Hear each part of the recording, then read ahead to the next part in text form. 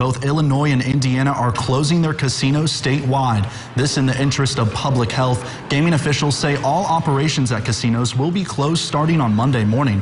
Those casinos will be closed for 2 weeks as officials continue to monitor the coronavirus. Indiana Governor Eric Holcomb signed an executive order on Friday to waive the limit on how many hours commercial vehicle drivers can work in a day. That announcement will allow for more goods to be delivered around the state faster. According to the executive order, businesses around the state are experiencing shortages of food and other essential daily items. The move comes after Governor Holcomb declared a statewide public health emergency in response to COVID-19. The order will last until April 5th unless extended by Governor Holcomb.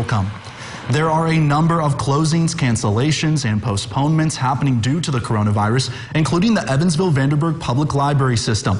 But the privately owned Willard Library will stay open for now. Willard Library on First Avenue has put new rules in place to make sure their visitors and staff remain safe. Willard is asking for people who come to the library to not stay longer than an hour and for parents to make sure they're with their children. Most importantly, if you are feeling sick, stay home. Willard staff says they want to remain a resource for the community. We also understand that we are a community institution. We've been through pandemics, we've been through world wars, and we're still here, and people need that. Hager says they will remain open for now, but that could change if public health officials recommend a closure. Hi, how are you? The town of Newburgh has announced it is closing all public restrooms throughout the park system until further notice. The closures will affect the Old Lock and Dam Park and Indian Hill Overlook Park. For a full list of the parks affected, you can visit our website at thetristatehomepage.com. President Trump is praising the House-approved coronavirus relief bill and announcing his administration is now expanding the European travel ban while confirming he's been tested for the virus himself. All of this coming one day after the president declared a national emergency in response to the outbreak. Meredith Wood has the latest. In a rare Saturday press conference surrounded by the coronavirus task force, President Trump praised the good teamwork on both sides of the aisle to pass a coronavirus relief bill. We're using the full power of the federal government to defeat the virus. I want to thank all members of Congress. The House passed the bill in the early hours of Saturday morning after negotiations between Speaker Nancy Pelosi and President Trump's Treasury Secretary. We thought it would be important to show the American people, to assure the American people that we are willing and able to work together to get a job done for them.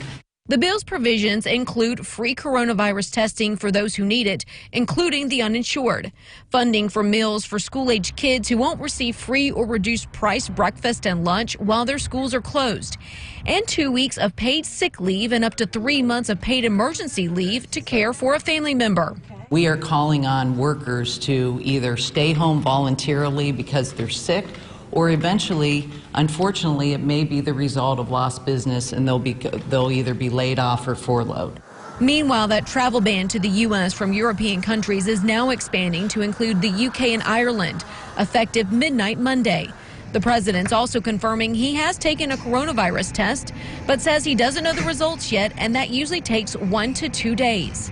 I had my temperature taken coming into the room. So did we. You did? Good. Yes, sir. Yes. As reporters filed into the White House briefing room on Saturday, their temperatures were taken, resulting in at least one journalist being denied entry for having a fever. Thank you very much. I'm Meredith Wood reporting. A White House doctor says President Trump doesn't need to be quarantined after interactions with 2 people who tested positive for the coronavirus. Trump was around 2 officials traveling with the Brazilian president last weekend at Mar-a-Lago Resort in South Florida. Both of those officials tested positive for COVID-19 just days later. Conley says all interactions occurred before any symptoms onset. He says Trump doesn't have any symptoms, and the CDC recommends that people who are 60 and older, such as the president, stay at home as much as possible. One day after President Trump announced Google is creating a website so people can look up their symptoms and determine if they need to go get testing, another company owned by Google's parent company is now claiming that's not entirely true.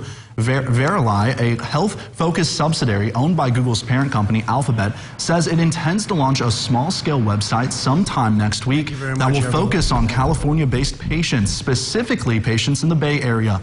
They say the website will aim to serve a broader population over time, but it won't be available nationwide as quickly as President Trump had stated. And Royal Caribbean Cruises will suspend all sailings globally beginning at midnight, according to the cruise line.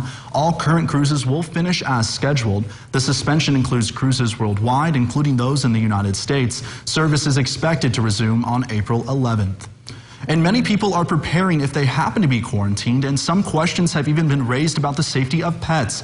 According to Amanda Coburn from the Vanderburg Humane Society, there is essentially no chance you can transmit the virus to your pet or vice versa. Also, there are many types of coronavirus that pets carry, which has been the case for years, but not transmitted to humans. Coburn says if you are making preparations should you be quarantined, don't forget about pet essentials.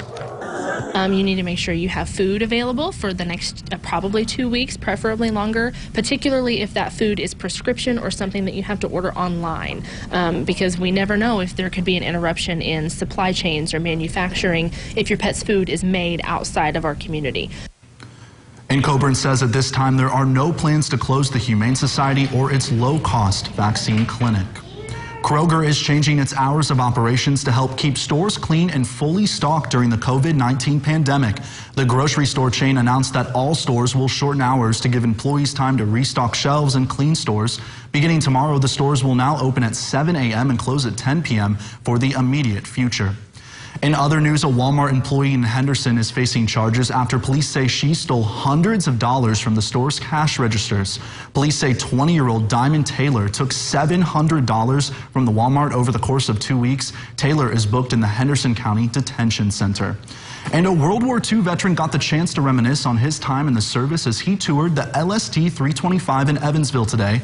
The 94-year-old shared memories from his time aboard, and Eyewitness News' Miranda Meister was there as he relived those memories and is here with that story tonight. Miranda. Noah, Charles Wagner was 20 years old when he stepped off